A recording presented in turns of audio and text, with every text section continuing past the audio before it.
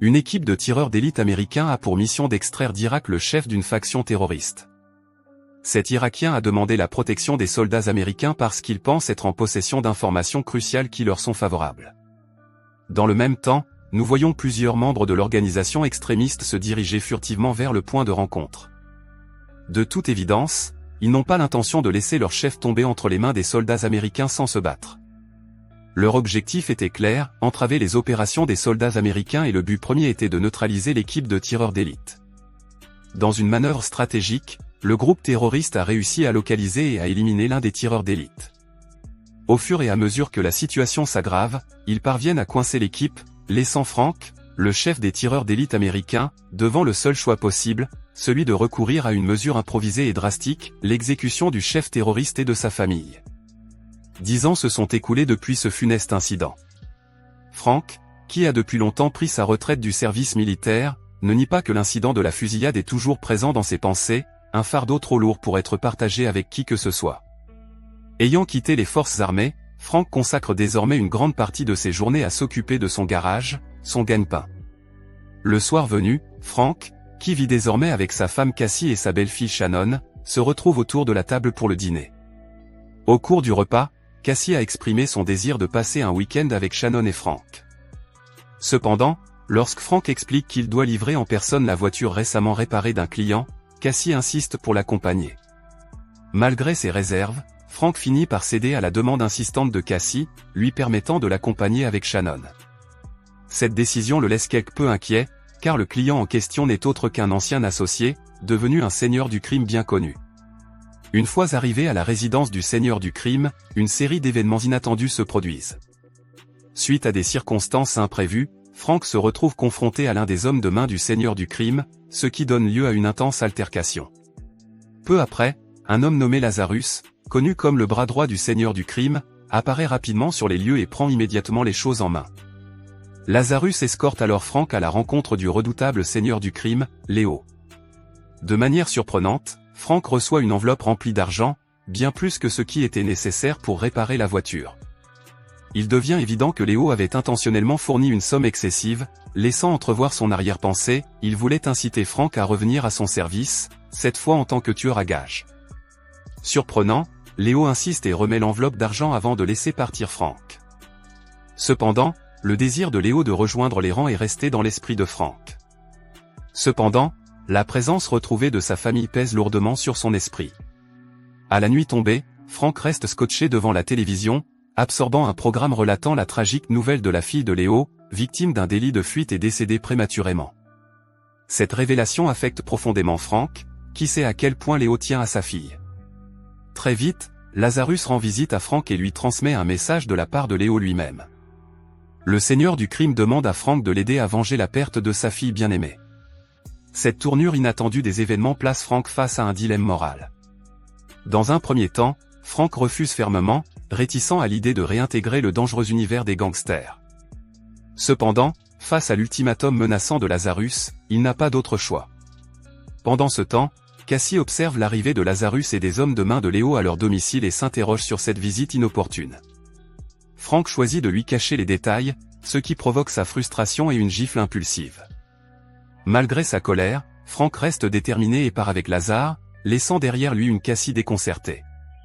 En arrivant à l'appartement de Léo, Frank est confronté à un Léo affligé et angoissé, encore sous le choc de la perte de sa fille. Léo supplie Frank de se venger du responsable de l'accident. À une autre occasion, Léo menace Frank de révéler son histoire troublante à Cassie s'il refuse. Poussé par un profond désir de protéger sa femme des aspects les plus sombres de son passé, Frank finit par accepter la demande de Léo, déclenchant ainsi une action fatale. Le lendemain, Lazarus fournit à Frank un dossier complet sur l'auteur du crime, ce qui lui permet de se lancer rapidement dans sa mission. Frank ne tarde pas à localiser le malfaiteur. Avec une détermination sans faille, il se met en position, préparant méticuleusement son fusil à lunettes pour une action imminente. Lorsque Frank pose les yeux sur le coupable, caché sur les genoux de sa famille, un flot de souvenirs refait surface. C'était le souvenir obsédant de la tragique erreur qu'il avait commise 10 ans plus tôt, un fardeau qui rongeait encore sa conscience. Déterminé à ne pas répéter cette grave erreur, Frank a choisi une autre voie. Il renonce à prendre la vie du chauffard et préfère laisser la police l'arrêter, cherchant à obtenir justice par des moyens légaux. À l'insu de Frank, Léo avait discrètement chargé l'un de ses hommes de le suivre et de lui rapporter ses moindres faits et gestes. Lorsque Léo apprend la décision de Frank de ne pas prendre les choses en main et de laisser les autorités s'occuper du délit de fuite, il est furieux. Léo demande alors à Lazarus d'exécuter un ordre terrible, éliminer à la fois le coupable et Frank. Cassie, seule dans la maison, est surprise par l'arrivée soudaine de Lazarus et des hommes de main de Léo. Tragiquement, elle a été abattue et, pour ne rien arranger, sa fille Shannon a été enlevée. Dans le même temps, Lazarus et sa cohorte ont réussi à arracher le chauffard à la police et à l'emmener vers un destin sinistre, sanctionné par Léo pour une mort torturante. Au milieu de ce chaos, Frank rentre chez lui et est confronté à la vision déchirante de sa femme blessée. Pris de panique et d'inquiétude, il la prend rapidement dans ses bras, déterminé à apporter à Cassie les soins médicaux dont elle a besoin de toute urgence. En quête d'aide dans cette situation désespérée, Frank se tourne vers Timothy, son ancien collègue de l'équipe de tireurs d'élite, et le supplie de l'aider à sauver Shannon de ses ravisseurs. En arrivant à l'hôpital, Frank est confronté à une vision déchirante de Cassie, visiblement dévastée par la terrible tournure des événements qui l'ont frappée, elle et leur fille. Cassie est très émotive, un mélange d'angoisse et de colère envers Frank qui, selon elle, a caché la vérité et a conduit à cette calamité. Dans une tentative de réparation, Frank s'est approché de Cassie, lui présentant des excuses sincères pour la tromperie. Il lui promet qu'avec Timothy, il ne ménagera aucun effort pour assurer le retour de Shannon, exhortant Cassie à trouver du réconfort en se reposant pendant cette période difficile. Arrivés précipitamment chez Léo, Frank et Timothée font un constat inquiétant, Léo et Lazare brillent par leur absence et Shannon est introuvable. Leurs recherches aboutissent à la découverte d'un seul homme de main. Alors que Timothy réussit à le maîtriser, une soudaine tournure des événements conduit à une dangereuse confrontation. Face à un danger imminent, l'homme de main tente désespérément de récupérer son arme à feu, obligeant Timothy à prendre rapidement une décision de vie ou de mort. La tournure des événements n'a fait qu'accroître l'urgence de leur mission. En proie à un profond chagrin après la disparition de sa fille, Léo a ramené Shannon dans sa ville natale. Malgré les efforts de Léo pour s'occuper d'elle avec gentillesse, la traitant comme si elle était la sienne, Shannon ne peut se défaire de la peur qui l'étreint, aspirant à retrouver sa mère.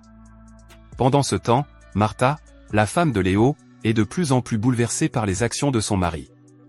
Elle considère sa décision d'enlever Shannon comme une mesure extrême et l'implore sincèrement de mettre fin à ce calvaire. Malheureusement, Léo est resté déterminé, ignorant les supplications de sa femme, consumé par sa propre angoisse et sa détermination. Les tensions au sein de la famille de Léo ne font qu'ajouter à la complexité de la situation. Ayant été employé par Léo pendant une longue période, Frank possède une connaissance inestimable des sources potentielles d'informations sur Léo et Lazarus. Avec Timothy, il a jeté son dévolu sur l'une des principales installations de drogue de Léo au Mexique, pensant qu'il s'agissait d'un endroit idéal pour éliminer les hommes de main de Léo et recueillir des informations vitales sur le lieu où se trouvait Shannon. Au même moment, Lazarus, rusé et prévoyant, anticipe la poursuite de Frank. Il donne alors une directive grave à l'un de ses plus redoutables hommes de main, Nelson, lui ordonnant d'éliminer Frank. Les enjeux augmentent rapidement et le danger guette à chaque tournant. Par chance, Frank a retrouvé Nelson dans un bar local et l'a pris par surprise. Avec une force calculée, Frank a confronté Nelson, le forçant à révéler l'emplacement de Shannon. Pendant ce temps, Timothy s'occupe des autres hommes de main de Léo. Une fois l'information cruciale obtenue, Frank prend la décision difficile de mettre fin à la vie de Nelson. Sachant que Shannon est détenu dans la résidence de Léo, Frank et Timothy se préparent à l'affrontement qui s'annonce. Alors que Lazarus mobilise ses forces pour fortifier la résidence de Léo, dans l'intention de contrecarrer toute infiltration potentielle, il sous-estime les prouesses de Frank et Timothy, tous deux rompus à l'art du sniping. Dans l'escarmouche qui s'ensuivit, Lazare et ses hommes se retrouvèrent en infériorité numérique et durent succomber à l'habileté stratégique de Frank et Timothy. Malheureusement, la victoire a un prix. Timothy est gravement blessé, obligeant Frank à faire cavalier seul. Sentant que le vent tourne en leur défaveur, Léo reconnaît la menace imminente et se précipite sur Shannon, brandissant une arme à feu dans une tentative désespérée de s'échapper. Lors d'une confrontation dramatique, Frank affronte Léo, le suppliant de libérer Shannon et lui proposant d'épargner sa vie en échange. Martha, témoin de la situation, lance un appel du fond du cœur, exhortant Léo à laisser Shannon partir et lui rappelant qu'elle avait une famille qu'il aimait beaucoup. Malheureusement, Léo s'entête à vouloir s'en prendre à Frank. Dans un geste audacieux, Shannon saisit un moment de distraction et mord la main de Léo, détournant momentanément son attention. Saisissant cette opportunité fugace, Frank lance rapidement un couteau, frappant le cœur de Léo avec une précision mortelle. Ce geste met fin au règne de terreur de Léo. Shannon étant désormais en sécurité, Frank a tenu sa promesse à Cassie, qui a trouvé le pardon dans son cœur et a accepté Frank pour ce qu'il était. Ensemble, ils entament le processus de guérison et de reconstruction, reconnaissant de pouvoir à nouveau aller de l'avant en tant que famille.